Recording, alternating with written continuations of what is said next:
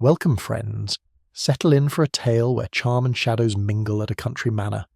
Where in the world are you tuning in from today, and what time is it for you right now? Let me know in the comments. Imagine the clink of teacups, the rustle of ivy against old windows, and a delicate china doll whose smile hides secrets sharp enough to cut. In Ivyside's quiet halls, jealousy lingers longer than love, and every whisper might be a clue. Let's begin the story. The morning sun slid cautiously through the curtains of the little sitting room, making the breakfast table glow with mild respectability. Tommy, spreading marmalade in a businesslike manner, gave a grunt of surprise as his knife encountered a stiff envelope tucked beneath the dish. "Well," he remarked, holding it up, "either the marmalade is getting formal, or someone has mistaken our breakfast for a postbox." Tuppence, pouring out the tea, cocked her head. "An invitation? I can always tell. That envelope is far too self-important to contain anything as useful as a bill." Breaking the seal, Tommy read aloud the flowery summons from Lady Marbury of Ivyside Manor, requesting their presence for a weekend gathering. Tuppence's lips twitched into a mischievous smile. Ivyside, full of draughty passages, creaking doors, and genteel gloom. "My dear Tommy, we are being summoned not to merriment but to dusty doom." Tommy raised an eyebrow. Antiques and eccentric relatives, no doubt. Still, it's a change from marmalade. Tuppence leaned back, eyes gleaming. "I smell secrets already, and they never stay hidden where dolls and wills are concerned." The envelope lay between them, heavy as a challenge. The little motorcar coughed its way along damp lanes fringed with glistening hedges, the tyres splashing through puddles as though in protest at the road's condition. Tommy steered with patient concentration, while Tuppence nestled in her seat, scarf fluttering like a banner of defiance against the drizzle. "Ivyside," she mused, "sounds as though it will have marble staircases, portraits of sour ancestors, and a great deal of silver polish. I do hope they provide entertainment beyond the china cabinet." Tommy smiled faintly. "The English country house is never dull. If the furniture doesn't collapse, the guests usually do," she laughed softly. "Mark my words, Tommy. Beneath every polished surface lies dust, and beneath every family gathering lies trouble. I dare say this will prove no exception." A gust of wind rattled the hedgerows, carrying her words into the misty countryside. Ivyside stood stern against the autumn sky, its stone walls weathered but proud. Lady Marbury herself received them in the great hall, her manner all gracious hauteur and brisk authority. "My dear Beresfords, how punctual of you," she exclaimed, pressing Tuppence's hand while bestowing a nod on Tommy, as though they had been personally responsible for the invention of the clock. "You must see my collection at once. My treasures are the pride of Ivyside." Tommy murmured something polite, but Tuppence was already enchanted by Lady Marbury's energy, which seemed both invigorating and slightly oppressive. "We shall," Lady Marbury went on firmly, "have tea later, but first I insist you see my most prized possession." Her eyes gleamed, and there was a peculiar note in her voice, part triumph, part defiance. Guests drifted about them, their greetings cordial yet curiously strained, as though everyone lived beneath a carefully polished surface that might crack at the slightest tap. The drawing-room at Ivyside resembled a museum, though one lived in. Cabinets gleamed with polished glass, their interiors crowded with porcelain figurines, ivory carvings and trinkets collected from distant journeys. Yet amid this glittering assembly, one object held the room in thrall. Lady Marbury drew them towards a tall cabinet near the fireplace. Within, upon a velvet stand, rested a fragile china doll. Her painted cheeks delicately blushed, her dress of faded silk trimmed with lace. Her smile was faint, her eyes glassy yet disturbingly intent. "This," Lady Marbury announced, "is the heart of Ivyside." Tuppence leaned closer, eyebrows arched. "She has a rather determined expression, hasn't she?" Lady Marbury's lips tightened, though she did not reply. Tommy, peering through the glass, felt oddly as though the doll returned his gaze with silent judgment. "She's watched over this house for generations," Lady Marbury added, voice hushed with reverence, "and she shall continue to do so." The doll's painted eyes caught the flicker of the fire, seeming to glint with an almost human malice. Tuppence, with her usual irreverence, tilted her head and whispered to Tommy, "Dusty dolls and dusty secrets. It's all of a piece. I wonder which will crack first. Tommy gave her a reproachful look. For heaven's sake, Tuppence, don't let Lady Marbury hear you. She might put us both in the cabinet. She chuckled, the sound light as lace, though her eyes flicked keenly across the room. One guest, seated near the window, had caught her words. His expression hardened into a frown, lips pressed tight, as though he disapproved not only of the jest but of the spirit behind it. Tuppence raised an eyebrow at Tommy. "Ah, you see, already I've earned us an enemy. We've hardly unpacked." The doll's glassy stare seemed to approve of this little mischief, silently encouraging the discord. As the lamps were lit, gilding the room with mellow light, the company drifted into small knots of conversation. Yet beneath the social veneer, unease simmered. Clara, Lady Marbury's niece, watched her companions with narrowed eyes, her words clipped, her smiles sharp as a knife's edge.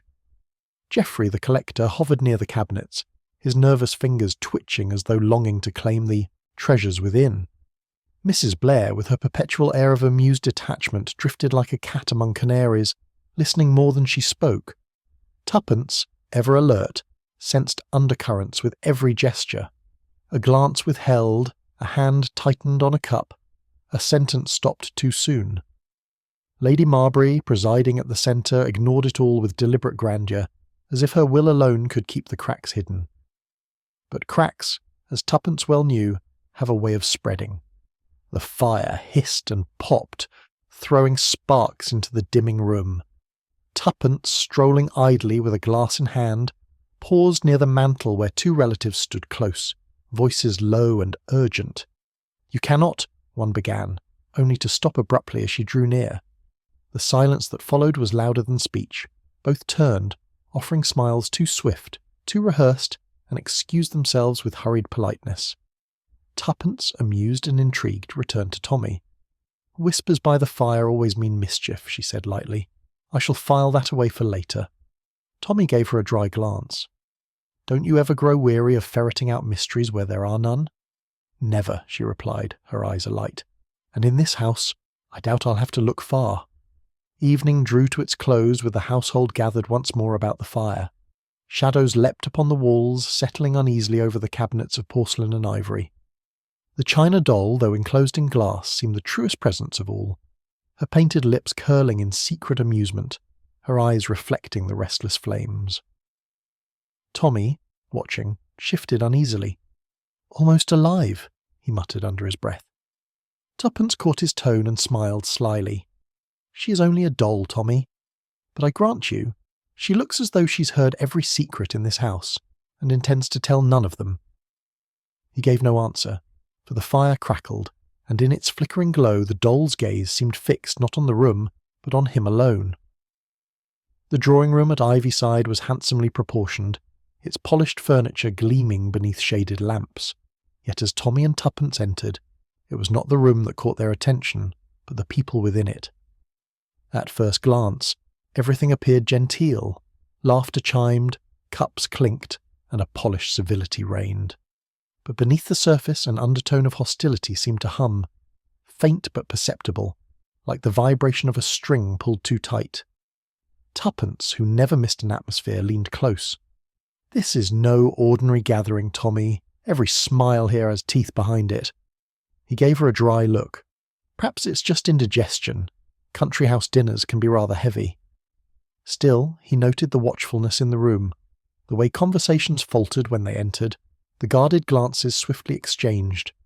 The guests, it seemed, were bound together not by affection, but by wary calculation. Sir Reginald Marbury dominated the conversation like a ship of the line bearing down upon smaller craft.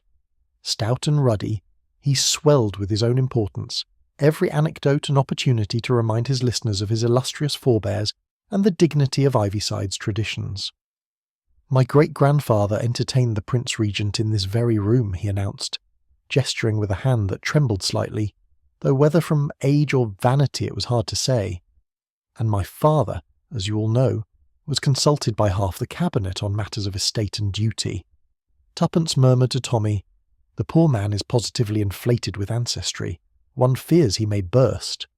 Tommy hid a smile, watching Sir Reginald puff himself further with an account of the antique silver that no rival collector could ever hope to match. Yet despite his bluster, there was something brittle about the man. His eyes darted too quickly when challenged, his laugh came a fraction too loud. The pomposity was armour, Tuppence thought shrewdly, worn to conceal something far less secure. By the tall window, half shielded by heavy curtains, sat Clara, Lady Marbury's niece. Young, handsome and sharp-eyed, she radiated an ambition too strong to be disguised by conventional charm. She welcomed Tommy and Tuppence with a cool smile, her words warm enough in tone but edged with the faintest blade.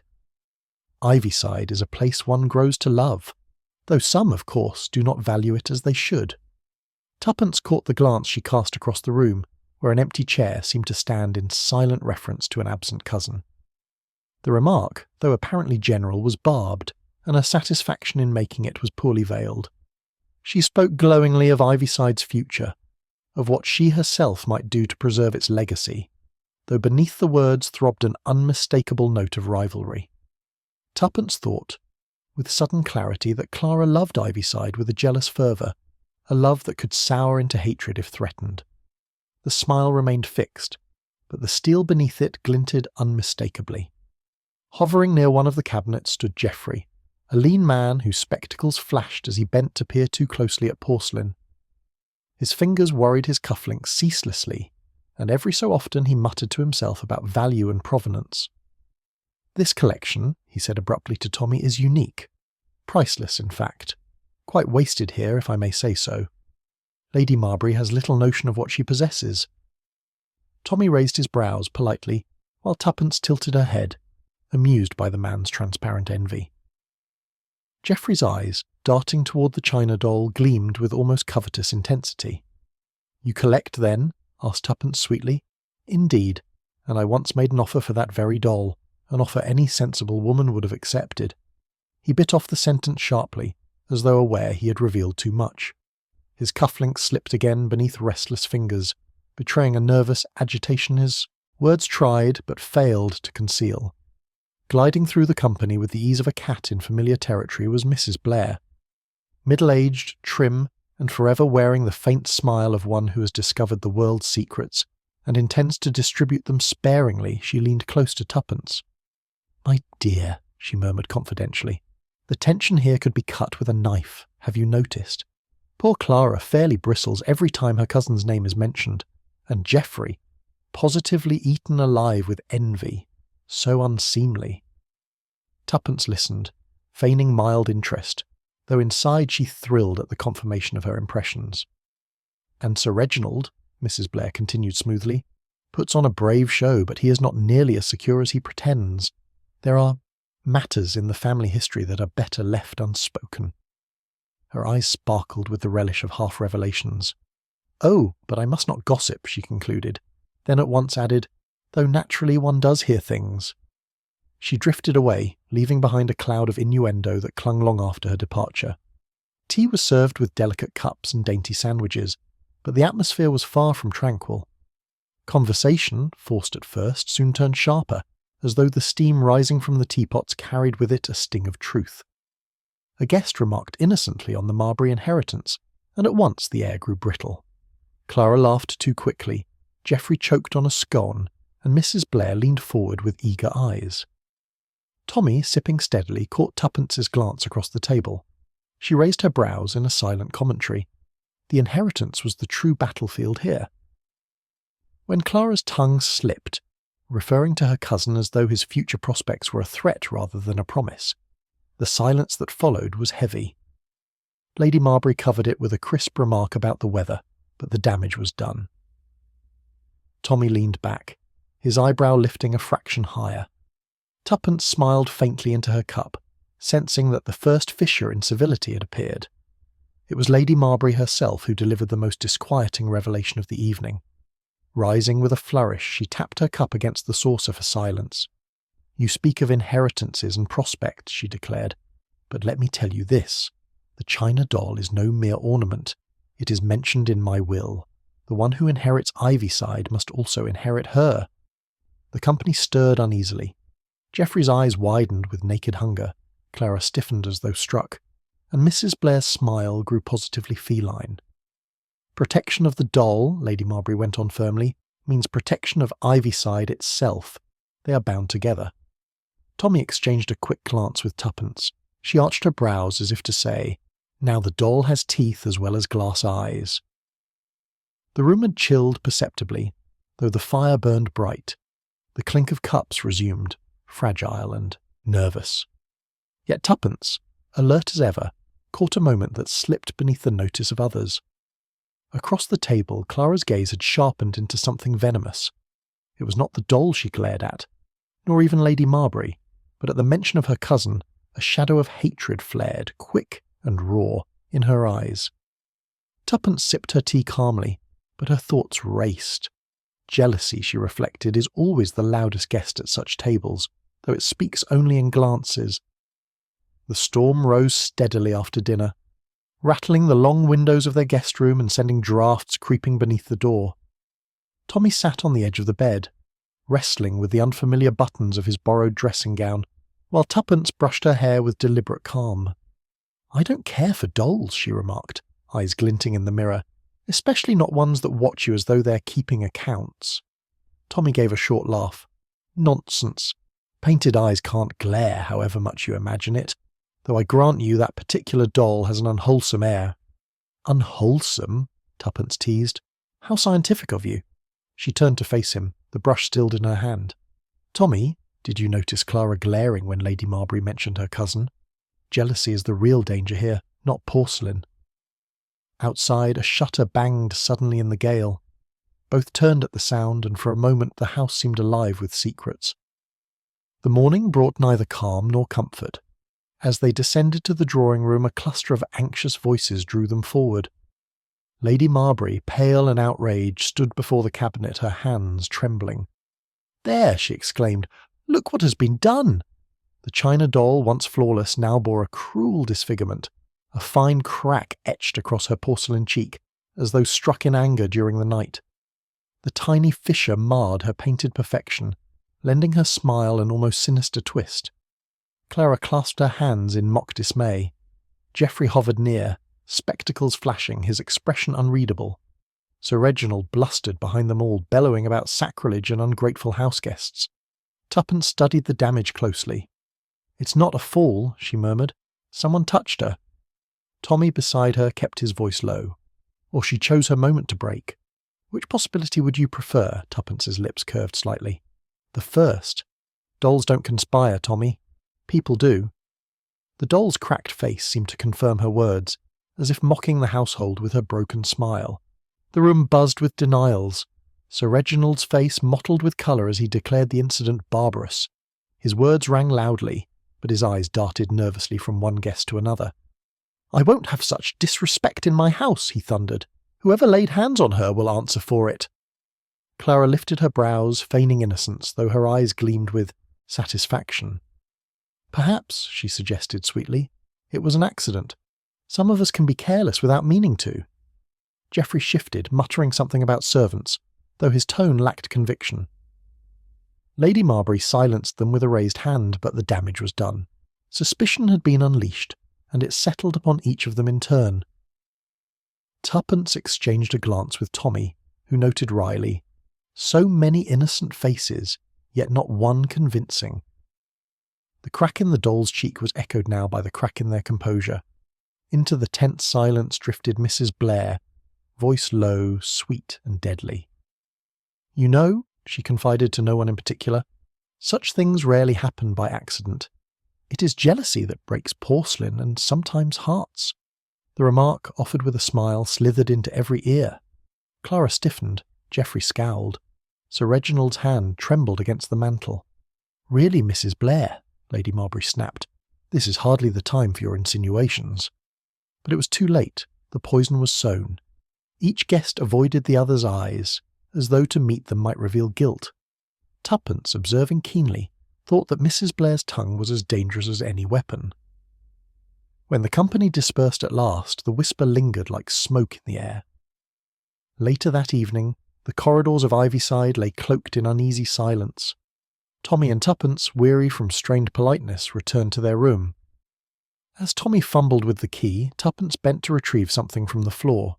It was a folded slip of paper tucked carefully beneath the door. She opened it, and the faint lamplight revealed the words scrawled in a jagged hand. "Jealousy always breaks first." For a moment they stared at the message in silence. Then Tuppence gave a short laugh, though her eyes were serious. "There, Tommy, I told you, it isn't the doll we need to fear, it's the people," he frowned. "Somebody has a taste for melodrama." "Or warning," she countered. Tommy slipped the paper into his pocket, but his hand lingered there troubled. The note's presence was unsettling enough, but its timing, left in secret while the house slept, was more disquieting still.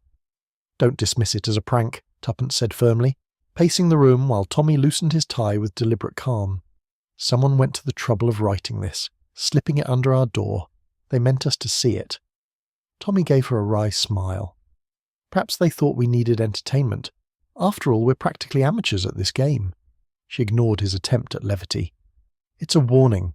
The doll, the crack, the jealous looks. It's all connected. Someone is cracking under strain and they mean to warn us, or frighten us into silence." Tommy leaned back against the chair. "And which do you prefer, that they're confessing, or that they're threatening?" Tuppence hesitated, then shook her head. "Either way, Tommy, the game has begun." The wind rattled the shutters again, punctuating her words like a drumbeat.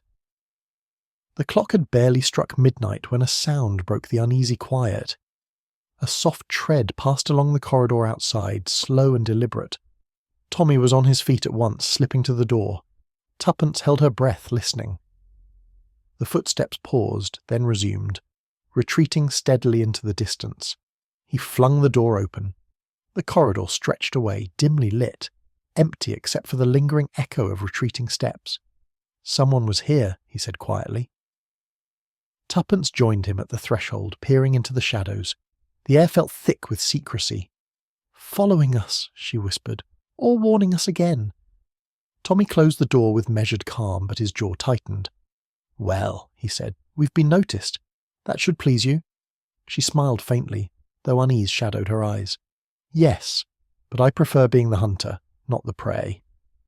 The hush that followed was absolute, save for the faint crackle of the fire. It seemed as though the house itself was holding its breath. Morning light crept thinly into the long breakfast room, making the silver gleam in the china cups glow pale against the white cloth. The household gathered with stiff courtesy, their strained chatter running as thin as the weak tea. Sir Reginald presided at the head of the table, booming out trivialities about the weather and the state of the lawn, as though volume alone could drown out the memory of the cracked doll. Clara sat near the window, her hands folded too tightly in her lap, while Geoffrey hovered by the toast rack, eyes darting from plate to plate. Mrs. Blair, of course, offered genial remarks, her smile far too knowing to be innocent. Tuppence leaned towards Tommy. "Nothing so dangerous as an English breakfast eaten in silence," she murmured. "People are always on the verge of confessing something, usually murder."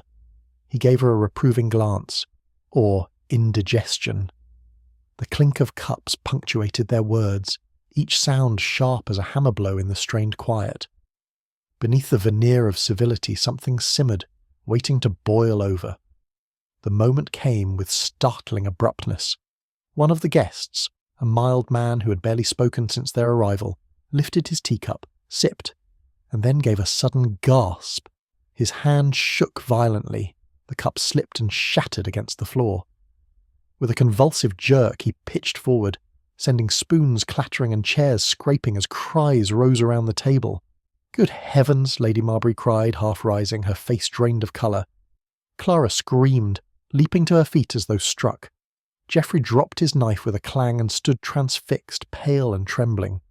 Tommy reacted swiftly, pushing aside chairs, kneeling beside the stricken guest with calm efficiency. "Give him air," he commanded. "Move the table back." Tuppence, though shaken, kept her wits. "Fetch water, quickly!" But the man lay gasping, his eyes rolling back. The room erupted into panic, voices overlapping in frantic confusion, china rattling as servants rushed forward. In that instant, the fragile civility of Ivyside shattered more thoroughly than the broken cup. The commotion swelled like a rising tide. Clara clutched at her throat, crying out incoherently, while Geoffrey leaned against the sideboard, face ashen, muttering, "I told her. Careless. Reckless." Lady Marbury clapped her hand sharply. "Silence! Compose yourselves, all of you!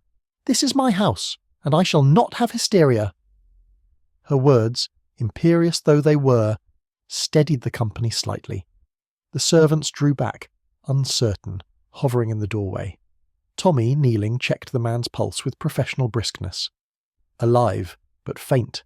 Something's taken him suddenly. We need a doctor." Mrs. Blair, eyes wide with theatrical concern, leaned forward.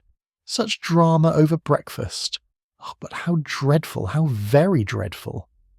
Her words, though sympathetic in tone, had the relish of gossip, as though the incident were grist to her mill. Tuppence shot Tommy a look. His eyes, grim but steady, met hers with a silent agreement. This was no ordinary collapse. "Perhaps it was a touch of indigestion," Sir Reginald blustered, his voice too loud, his hands shaking as he dabbed his brow. "The kippers were overdone, quite enough to unsettle anyone's stomach." Mrs. Blair gave a delicate cough, eyes gleaming. "Indigestion rarely makes a man convulse like that. Poison, on the other hand—" "Poison!" Clara shrieked, her voice ringing shrill against the silence. "How dare you say such a thing?" But already the whisper was out, travelling like smoke around the table. Poison. Suspicion hung in the air, thick and suffocating. Sir Reginald insisted once more on discretion, but his protestations had the hollow ring of fear. He could not put the word back in its box. Tuppence leaned close to Tommy. "Indigestion, indeed. It sounds rather more deliberate." He gave a slow nod, eyes fixed on the untouched cups. It was Tommy who first noticed the irregularity. As the company recovered from its alarm, he studied the tea service with quiet precision. "The cups," he said slowly. "They've been moved." Lady Marbury frowned. "Nonsense, Beresford. They were set in their usual order." But Tommy shook his head. "Look at the saucers. 2 were shifted after the tea was poured." There was a murmur, and Clara stiffened visibly. Geoffrey's mouth opened, then snapped shut. Mrs. Blair's brows lifted with sly delight. "The question," Tommy went on, "is whether the wrong guest drank from the wrong cup, or whether someone intended it so." The implication settled heavily on the table. A deliberate hand, unseen, had played with their lives. Tuppence whispered, "It seems the doll isn't the only thing cracked in this house." Tommy silenced her with a look, but his eyes betrayed grim agreement. It was Tuppence who leaned forward suddenly, her gaze sharp as a needle. "That cup," she said, pointing, "wasn't it standing yesterday in the display cabinet beside the china doll?" Her words fell like a pebble into still water, rippling outward with instant effect. Lady Marbury blinked, uncertain. Clara gave a nervous laugh. Geoffrey's fingers twitched at his cufflinks, betraying agitation. "Yes," Tuppence went on firmly, "I remember distinctly. The pattern, the chip near the rim, it was there." The suggestion hung ominously. The poisoned cup had been linked with the doll, as though some sinister hand had drawn the two together. "Dusty dolls and dusty secrets," she murmured under her breath, echoing her earlier jest. But her eyes were grave. The doll's cracked face seemed to leer in silent agreement. The room fell into an uneasy hush. Every face betrayed suspicion, each pair of eyes darting somewhere guilty, somewhere fearful. Clara stared fixedly at the empty seat that should have been her cousin's, her lips pressed so tightly they blanched. Geoffrey's gaze strayed again and again to the doll's cabinet, as though he longed to defend it or seize it outright. Mrs. Blair alone seemed unfazed, her eyes flicking from guest to guest with the calm satisfaction of a cat observing trapped mice. Tommy watched them all, his mind ticking over quietly, while Tuppence whispered, "Jealousy at breakfast is a most unappetizing condiment." Her words, though light, held a truth the room could not deny. Suspicion was now their only common dish. As the company dispersed in uneasy fragments, Tommy lingered. His eye was caught by a curious sight near the cabinet. Someone stood before the doll, a handkerchief in hand, polishing the porcelain cheek with obsessive care. The movements were too forceful, too insistent, as though scrubbing away guilt itself. Tommy said nothing, merely observed. When the figure turned slightly, the hand trembled but did not pause. He rejoined Tuppence quietly. Odd thing, he remarked in an undertone. People polish silver, they do not usually polish dolls. Her eyes narrowed, following his glance. Unless they have something to hide. The doll, gleaming under the renewed polish, seemed almost to smirk at them, as though she alone knew the truth. Tommy seated himself with a kind of deliberate calm that always made Tuppence smile. He had a way of appearing almost lazy, yet in truth his eyes were sharp as razors beneath their steady lids. "Well now," he began conversationally, "last night was rather lively, wasn't it? A broken doll, a disturbed household. These little accidents always have explanations. But I found the explanations vary greatly depending on who one asks." Sir Reginald puffed himself up at once. "It was vandalism, pure and simple, some scoundrel sneaking about in the night." Clara, sitting stiffly on the sofa, gave a brittle laugh. "Perhaps it was only clumsiness. One of the maids, perhaps. They're not as careful as they should be," Geoffrey muttered into his collar. "Valuable things ought not to be left so carelessly displayed." Tommy smiled faintly, letting the silence grow just long enough for each to feel its weight. He had not accused, but already they were defending themselves. "Strange," he murmured. "How quickly a house full of friends turns into a house full of suspects." The remark, though mild, caused a visible tightening of shoulders. Even Lady Marbury looked faintly uneasy, her hands clasping and unclasping in her lap. While Tommy performed his gentle inquisition, Tuppence took a different tack. Slipping from the room with a smile and a remark about admiring the curtains, she drifted along the corridor like a curious shadow. She paused in doorways, examining portraits with feigned interest, while her ears caught whispers not meant for her. Two footmen, speaking in low tones, speculated about poison and wills. Clara's maid, flustered, muttered that her mistress had wept behind closed doors. Further along, Tuppence halted as Geoffrey's voice floated from the library, harsh and low. "If she thinks I'll stand by and watch her keep it, she's mistaken." The sound of paper rustling followed, then silence. Tuppence resumed her walk with a smile tugging at her lips. Her method was not Tommy's orderly questioning, but something far more instinctive, letting people betray themselves when they thought no one was listening. As she returned to the drawing-room, she thought cheerfully, "The house is simply overflowing with secrets. One has only to stroll about to collect them."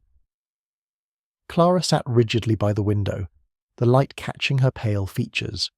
Tuppence, settling beside her with disarming casualness, remarked gently, "Strange how accidents seem to happen at Ivyside." Clara flinched, her hands tightening in her lap. After a moment she whispered, "It wasn't an accident, was it? Someone meant to break her. The doll, I mean." Tuppence tilted her head. "You sound almost relieved." Clara's composure cracked. "Relieved? Hardly. Don't you see? If my cousin inherits, Ivyside will be his. Everything I've lived for, gone. That doll, it's part of it. If it's damaged, the will might... Well, I don't know what it might mean." Her voice trembled with suppressed fury. "I cannot lose this place. I've sacrificed too much. He's never cared for it. Not as I do." Tuppence watched her in silence, noting the rawness in her tone. Clara turned abruptly, her eyes burning. "But I didn't do it. Whatever they say, I didn't." Her denial came too quickly, too desperately, leaving behind more suspicion than reassurance. Tuppence thought. Fear and jealousy, always such uncomfortable companions. When Mrs. Blair chose to confide, she did so with the air of a woman bestowing precious jewels. She leaned close to Tuppence, her voice low, deliciously confidential. "My dear, families are never as respectable as they appear. Did you know that Sir Reginald's father was entangled in a most unsavoury affair? A lady of quality, already married, letters exchanged. Quite disgraceful. The doll, they say, once hid such letters. That's why it is spoken of as a guardian of secrets." Tuppence raised her brows. "You don't mean blackmail?" Mrs. Blair's eyes gleamed. "Whisper it softly, but yes. Such things live longer than love. A scandal never truly dies. It merely waits to be uncovered again." She sat back with a satisfied smile, clearly enjoying her role as archivist of Ivyside's darker history. "And jealousy," she added sweetly, "is the only heirloom that every family passes down." Her words, light as lace, fell with the weight of lead. Tuppence thought uneasily that Mrs. Blair's gossip, whether true or embroidered, had the unsettling ring of prophecy.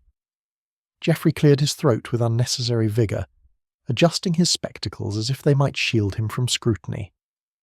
"I don't mind admitting," he began, his voice high with false bravado, "that I once offered Lady Marbury a considerable sum for that doll. A small fortune, in fact." There was a collective stir. Clara gave a sharp laugh, and Mrs. Blair's eyebrows rose in mock astonishment. "I dare say most women would have accepted without hesitation," Geoffrey continued, his hands twisting at his cufflinks. "But Lady Marbury, well, she refused.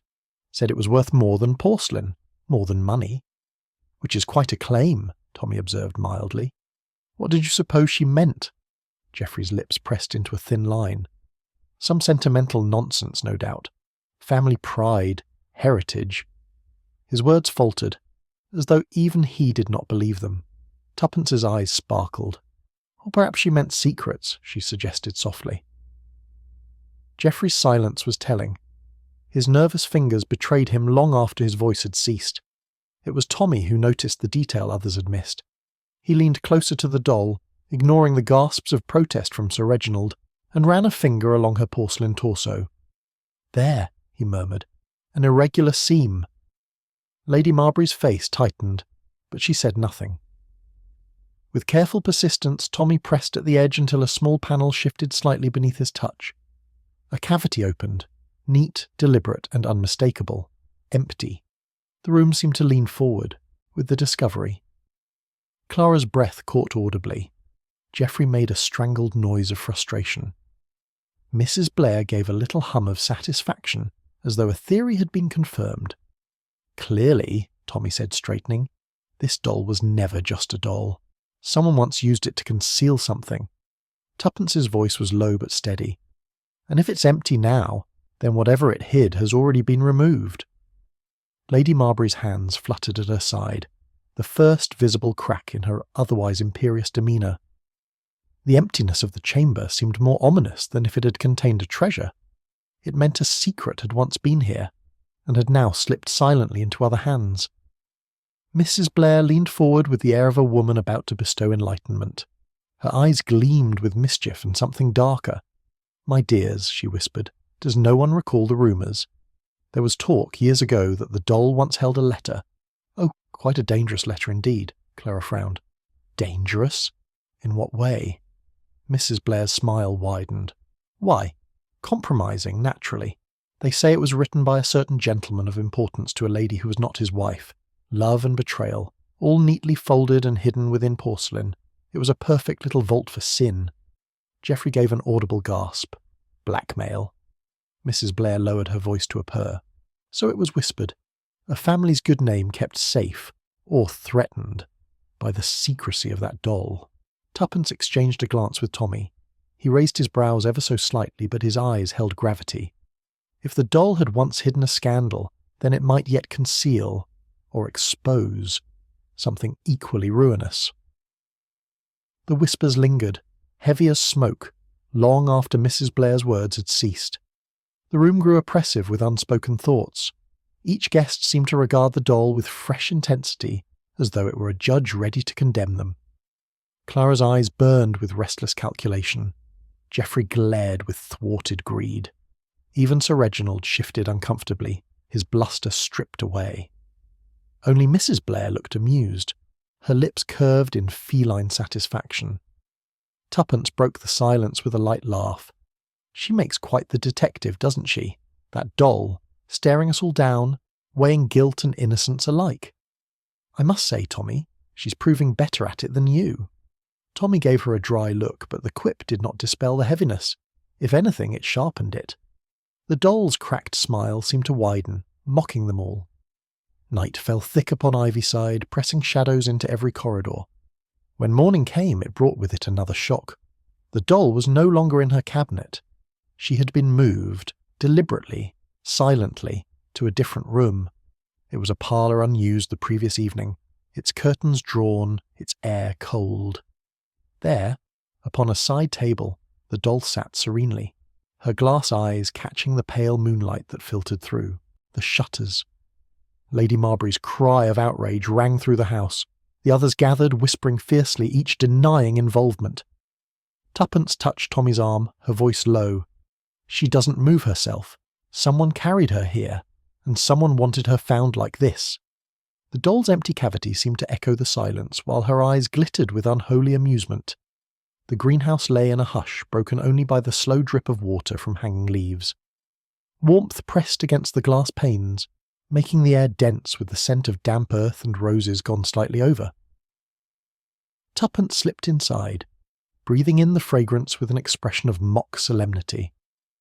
"Such a place for secrets," she murmured, everything growing out of sight, tangled together.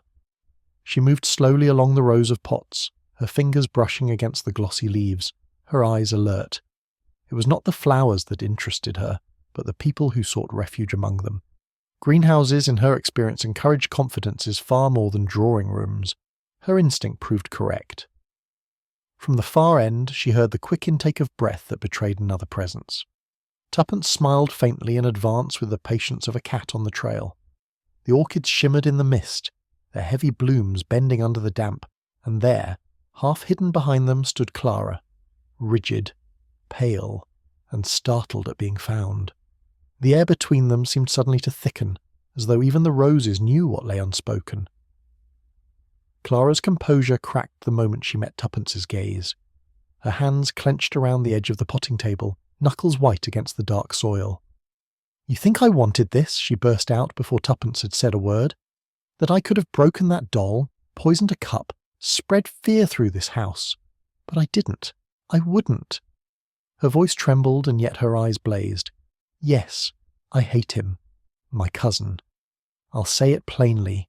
I've lived all my life in Ivyside, poured myself into it, and for what? To have it slip through my fingers because of a will written years ago in his favour. Do you think that's fair?"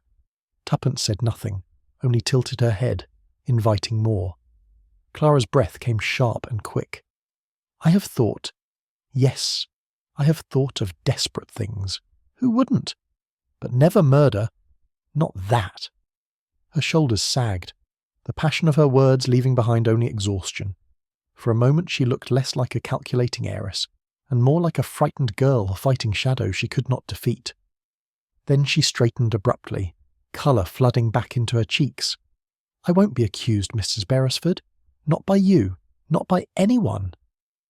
Clara pushed past with sudden force, her perfume mingling sharply with the heavy scent of roses. The door banged faintly as she fled into the corridor beyond. Left alone among the orchids, Tuppence drew a steadying breath. Yet the silence was not complete. From the misted panes she caught the faintest movement. A blurred outline pressed against the glass. A figure lingered outside, close enough to have heard Clara's every word. The shape held still for a moment, then shifted. Through the condensation, she saw the quick gesture of a hand against the pane, whether warning or threat she could not tell. Then it was gone, disappearing down the garden path with a swiftness that left only the trailing echo of footsteps on gravel. Tuppence's lips curved into a thoughtful smile, though her eyes darkened. "Secrets overheard are always more dangerous than secrets confessed," she murmured. The orchids dripped with dew, their heavy blossoms bending closer as though listening too. The library smelled of smoke when Tuppence entered, and not the comfortable sort that comes from a well-laid fire. Instead, it was acrid, as though something fragile had been consumed too quickly. Geoffrey stood by the hearth, his back stiff, a small pile of grey ash glowing faintly in the grate. His hands shook as he tried to stir the remnants into nothingness. "Busy, Mr. Geoffrey?" Tuppence's voice was light, but her eyes were keen. He spun round, face flushed. "Merely disposing of old correspondence. Nothing of importance. Personal papers. Trivial, really." Tommy, appearing behind her, bent to examine the hearth. "Trivial things burn fastest, I've noticed. The important ones smoulder and leave evidence." Geoffrey made a sound between a laugh and a protest. "You think I would—" "What? Hide something in a doll? Absurd." His cufflinks rattled as his fingers twisted nervously. Tuppence smiled sweetly. "I said nothing of dolls, Mr. Geoffrey. Curious that you did." His silence was louder than any confession, and the ashes glowed accusingly in the grate. By luncheon, the household gathered in brittle silence, only for Sir Reginald to shatter it with a tirade that startled even his long-suffering servants. "You think me blind, do you?" he roared, thumping the table with a shaking fist. "Sneaking about, whispering, plotting against me in my own house? Well, I see more than you imagine." Clara turned pale, her fork clattering against her plate. Geoffrey muttered incoherently into his soup, avoiding every gaze. Mrs. Blair alone looked serenely amused, sipping her wine with the air of one attending a theatre performance. Tommy observed quietly, while Tuppence whispered, "Our host has chosen melodrama for the fish course." But Sir Reginald was beyond humour. His complexion darkened with the effort of his outburst, his voice cracking under its own weight. "Treachery!" he bellowed. "That's what it is. Treachery from every side, but I'll not be undone, not by any of you." The outburst ended as abruptly as it began. He sagged back in his chair, breath coming in ragged gulps, face pale beneath the flush. The silence that followed was more ominous than the shouting. After luncheon, Ivyside seemed to shrink around its inhabitants. The corridors, once merely draughty, now pressed with oppressive weight. Every whisper carried like a guilty secret, every creak of a stair sounded like a confession. Tuppence walked beside Tommy, her voice low. "The house feels alive, Tommy, as though it breathes suspicion with every draught." He nodded gravely. "Or perhaps we're simply breathing one another's fear. Suspicion does tend to multiply in confined spaces." Doors opened and closed furtively, shadows shifted across walls, and servants glanced nervously over their shoulders. Even Lady Marbury seemed diminished, her imperious manner faltering in the stifling atmosphere. The doll, returned once more to her cabinet, seemed to dominate the silence with her cracked smile. And in that silence, it was impossible not to feel that something was about to give way. The discovery came late in the afternoon. A servant, tidying the parlour, found a folded slip of paper resting on the side table where the doll had sat the previous night. Tuppence opened it delicately, her brows arching as she read aloud, "Jealousy lives longer than love." The phrase dropped into the room like a stone in water, rippling through each face. Clara stiffened, her mouth forming a word she did not speak. Geoffrey avoided every eye, staring fixedly at his shoes. Sir Reginald gave a snort of contempt that fooled no one. Mrs. Blair smiled knowingly. How very true! Why, it might almost be an epigraph for this house. Tommy folded the paper with neat precision, his eyes scanning the company. Whoever writes these notes has an uncomfortable gift for accuracy. Tuppence added softly, and an uncomfortable knowledge of our hearts. The note lay between them, heavier than stone, and no one dared claim it. The crash echoed down the corridor like a gunshot. Guests and servants alike hurried toward the sound, their footsteps colliding in a rush of alarm. In the drawing-room, chaos awaited. The glass cabinet stood open, and on the carpet lay the china doll, her porcelain body shattered, her painted face split into jagged fragments. Lady Marbury gave a cry of anguish, falling to her knees beside the wreckage. "My treasure! My guardian! Who could have done this?" The others stared, horrified. Clara pressed a hand to her lips. Geoffrey turned visibly green, and Sir Reginald muttered incoherently about sacrilege. Tuppence bent carefully, picking up one broken shard. "Deliberate," she murmured. "This wasn't clumsiness. It was rage, or fear." Tommy's eyes swept the room. Fear leaves a mess. Rage prefers spectacle. The shattered doll's smile, fractured yet somehow still intact, seemed to mock them all from the floor. And in that silence every heart beat faster, with the knowledge that the secret once hidden in porcelain had now broken free. The drawing-room of Ivyside had never seemed so oppressive. The heavy curtains shut out the afternoon sun, the air hung, thick with silence, and on the low table before the hearth lay the broken fragments of the china doll, its painted smile now fractured into jagged shards. Tommy stood with an air of deliberate composure, summoning the household one by one into the room. Clara arrived first, pale but defiant. Geoffrey followed, twitching at his cufflinks as though they were manacles. Mrs. Blair floated in, her eyes bright with avid curiosity, while Sir Reginald entered last, leaning heavily on his cane, his complexion sallow beneath a mask of pride. Tuppence positioned herself near the hearth, gazing down at the shattered doll as though it were indeed the presiding witness at some grim trial. She caught Tommy's eye and gave a slight nod. He, in turn, folded his arms and waited for silence. It came quickly. No one spoke. They merely stared at the porcelain remains, as if the doll might yet speak for itself. Tommy's voice broke the hush. "Ladies and gentlemen, we must at last place truth beside the fire. This house has seen too many shadows." Tommy allowed the silence to linger a heartbeat longer, then spoke with calm precision, each word clipped and deliberate. "These past days have been marked by accidents, or what some would call accidents. First, the doll cracked in the night, her cheek betraying damage no servant would dare risk. Then came the collapse at breakfast, the poisoned cup, the notes slipped like whispers into the dark, and now, at last, we see the doll herself destroyed." He paced slowly before the hearth, eyes on his listeners. "At first sight these are disconnected misfortunes, yet I say they are pieces of the same puzzle.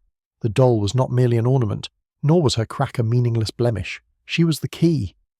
Clara gave a nervous sound, quickly suppressed.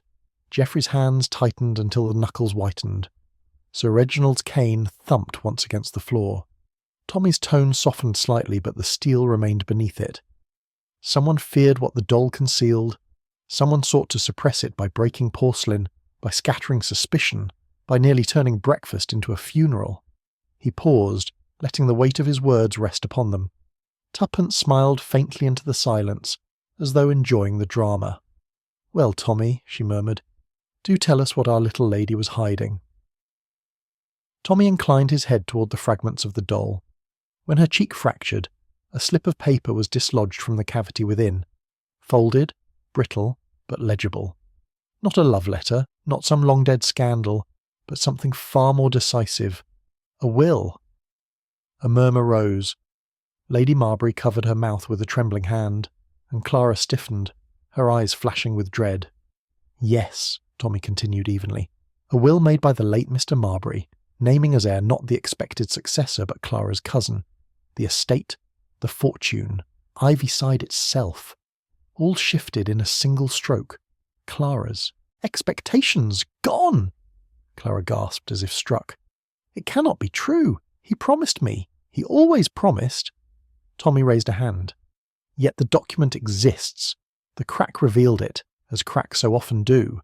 From that moment, motive was born afresh. For who could bear to see Ivyside pass away into another's hands?"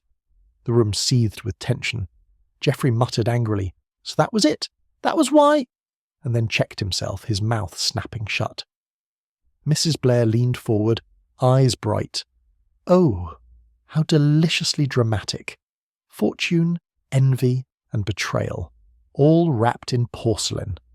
Tommy ignored her commentary, his gaze fixed firmly on Sir Reginald, whose pallor deepened beneath the weight of the revelation. "Now," Tommy went on, his voice quiet but firm, "we must revisit the poisoned tea. At first we thought it an attack upon the unfortunate guest who collapsed, but that was never the truth. The cups were shuffled. We know this.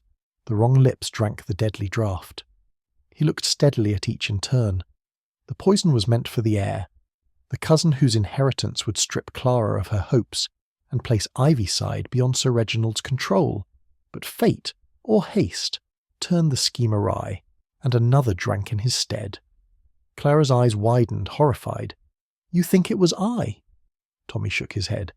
"No, Miss Clara. Your jealousy was plain, but not your hand. Envy may dwell in many hearts, yet only one brewed so bitter a cup." Mrs. Blair sighed, her expression one of theatrical satisfaction. "Poison is such an ugly business, though envy has always favoured it." Sir Reginald stirred, his cane tapping restlessly against the floor, though his eyes avoided Tommy's gaze. Tuppence broke the heavy pause with a sly smile. "So much for breakfast tea. I prefer mine less fatal." But beneath her levity the air quivered with dread. "And the notes," Tommy concluded, producing the folded slips and placing them beside the doll's fragments, "were nothing more than smoke in the air. Jealousy always breaks first."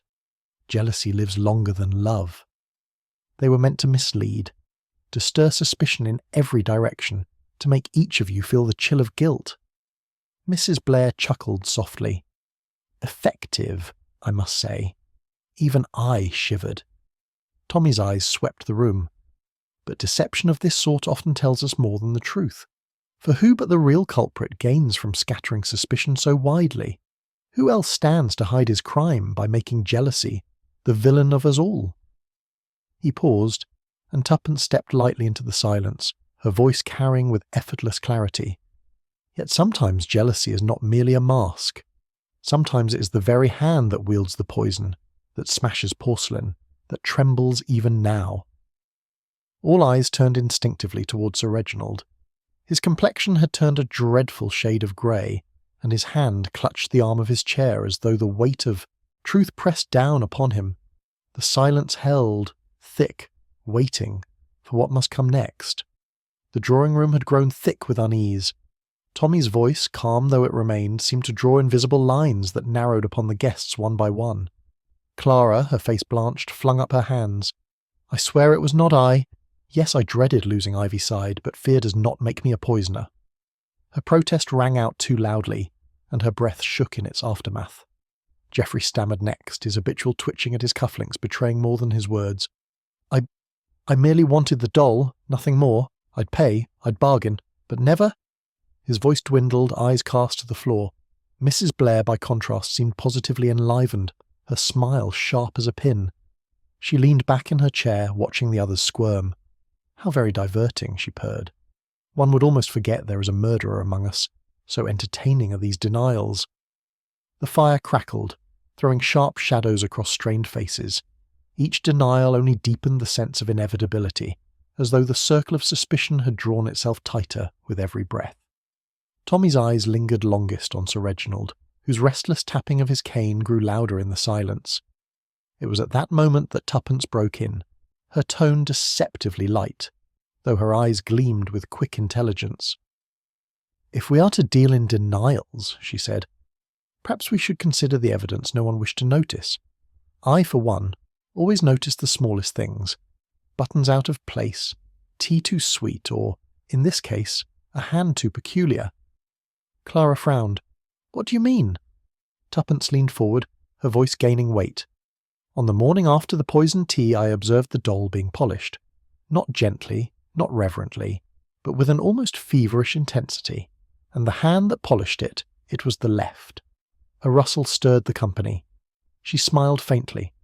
"Curious, is it not? Only one of us here favours the left hand.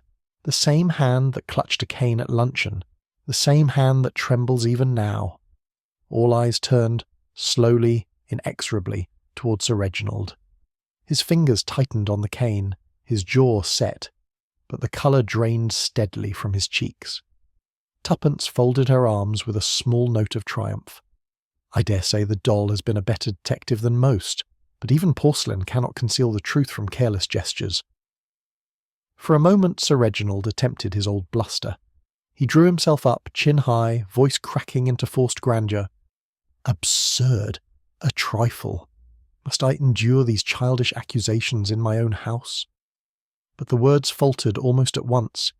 His eyes, darting wildly, betrayed the truth his tongue would not confess. The cane rattled against the floor, his left hand trembling uncontrollably upon it. Tommy's voice cut through with measured clarity. "The air threatened your pride, your authority, your future. The will was hidden to protect him, yet when the doll's crack revealed it, you sought to erase the evidence, first with poison, then with notes to confound us, and finally by smashing the very guardian of your secret. Each act born not of reason, but of envy." Clara gasped, her horror genuine at last. Geoffrey muttered something unintelligible, while Mrs. Blair gave a long, satisfied sigh. Sir Reginald's shoulders sagged under the weight of exposure. The mighty host, once so pompous and commanding, now seemed a withered shadow of himself, undone not by enemies but by his own consuming jealousy. The silence stretched taut, the truth undeniable, as though even the broken doll's jagged grin mocked his ruin. The silence was broken only by Sir Reginald's laboured breathing, His cane clattered suddenly to the floor, and he sank into his chair as though struck down by the invisible hand of his own guilt. "I only wished," he gasped, "to preserve what was mine. Ivyside, my name, my pride. To be supplanted by a boy, my own blood, yet unworthy, it was unbearable." His words dwindled to a whisper, stripped of grandeur, laid bare as pitiful. The household stood frozen, watching as the master of Ivyside crumbled before their eyes. Tommy gave a quiet signal, and the constable, summoned discreetly earlier, stepped forward to take him into custody. Sir Reginald made no protest, only a trembling sigh as though envy itself had drained his strength. Tuppence's gaze fell once more to the fragments of the doll. Its shattered smile, cracked and cruel, seemed to echo the ruin of its owner. "Jealousy," she murmured softly, "always does leave a mark, whether in porcelain or in pride." The company filed out in silence, the echo of Sir Reginald's downfall lingering in the heavy air. Morning light fell across the breakfast table, gentle and pale, softening the lines of the weary faces gathered there. The storm of the previous evening had passed, but its echoes lingered like faint thunder in the distance. Plates were served, cups were poured, and yet conversation stumbled, hesitant and subdued. Lady Marbury presided with forced graciousness, her hands trembling ever so slightly as she reached for the marmalade. Clara sat rigid, silent as stone, while Geoffrey busied himself with the salt cellar, his eyes avoiding every other. Mrs. Blair alone seemed as bright as ever, her smile shining too cheerfully, like a lantern in the fog. Tommy ate his toast with quiet determination. Tuppence, by contrast, toyed with her spoon, her eyes glinting mischievously, waiting for the right moment to break the silence. When it came, it burst like sunlight through a cloud. "Well," she began, surveying the company with an air of comic seriousness, "I think I shall begin a collection. Dolls, to be precise. After all, they make such reliable companions, always smiling, never contradicting one." A faint laugh escaped from Clara, though it sounded brittle. Geoffrey glanced up sharply, his expression torn between irritation and relief. Tuppence went on, her lips curving into a wicked smile. "Of course, one would have to be careful. Some dolls, it seems, are not content merely to sit on their shelves. Some bring wills, scandals, and quite a deal of unpleasant tea," Tommy muttered. "A dangerous sort of hobby, if you ask me," but his wife only tilted her head in mock reflection. Her quip lightened the air, though it left a faint unease behind, as if the company had only half decided whether to laugh. "Porcelain smiles," Tommy observed, setting down his cup, "are never to be trusted. They look innocent enough, but they hide cracks you never see until it's too late." The remark, delivered in his mildest tone, drew a ripple of laughter from Tuppence, who declared, "How very profound, Tommy. You should embroider it on a sampler." Lady Marbury, however, stiffened at the phrase, her eyes flicking instinctively toward the memory of the shattered doll. She recovered quickly, offering a thin smile, but the moment had been noticed. "Better to trust teapots than dolls," Tommy added dryly. "At least teapots show their chips honestly." Tuppence chuckled, though the jest carried a sharper edge than the company cared to acknowledge. It was Mrs. Blair who leaned forward with her silvery laugh, voice lowered just enough to make everyone lean closer. "My dears," she said, "let us not deceive ourselves. Families always have secrets. They lurk behind portraits in attics and sometimes inside porcelain. It is simply a matter of who cares enough to discover them." The remark, light and careless on the surface, slid into the silence like a thin blade. Clara shifted in her seat. Geoffrey coloured faintly. Even Lady Marbury dropped her gaze. Then, with a dazzling smile, Mrs. Blair clapped her hands softly. "But enough of such gloomy talk. More toast, if you please. Life is far too short to dwell on other people's cracks." Her charms smoothed the atmosphere like cream over bitter coffee, yet the unease it had stirred did not wholly vanish. Later, as the company thinned and the meal came to an uneasy close, Tommy and Tuppence lingered over the last of the tea. "You realise," Tommy remarked, "we do have a knack for finding ourselves in the thick of other people's dramas. Poisoned cups, smashed dolls. This isn't exactly the quiet life we once imagined." Tuppence gave him a radiant smile. "My dear, what would you do without me? Sit at home and read the paper in peace? Perish the thought. We'd be frightfully dull." "Dullness," Tommy said gravely, is underrated. But so is adventure, she countered, eyes sparkling. Besides, we never seek these things. They simply appear, like invitations in marmalade pots. Perhaps we should start charging fees.